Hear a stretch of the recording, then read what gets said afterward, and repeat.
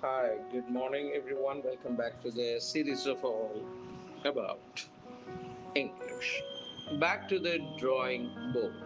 அப்படின்னா இப்போ உள்ள ப்ரெசன்ட் ஸ்கீம் இல்லைன்னா ஒரு பிளானு அது ஃபெயிலியர் ஆயிடுச்சு. திரும்பி புதுசாக வேற பிளான் போடணும். இவ்வளோதான் அதனுடைய meaning. Go back to the drawing board. Back to the drawing board அப்படின்னு அதை சொல்லலாம். இங்கே எக்ஸாம்பிளை பார்க்கணுன்னா the government must go back to the drawing board and review the whole issue of youth training.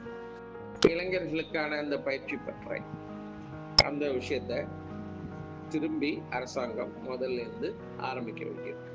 புதிய திட்டத்தின் மூலியமாக பழைய திட்டம்லாம் ஒன்றும் இல்லாமல் போயிட்டது அப்படின்னு இதனுடைய அர்த்தம்.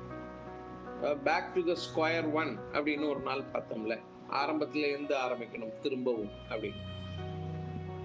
கிட்டத்தட்ட அதை ஒட்டினாப்புல வர்றது தான் இந்த back to the drawing board.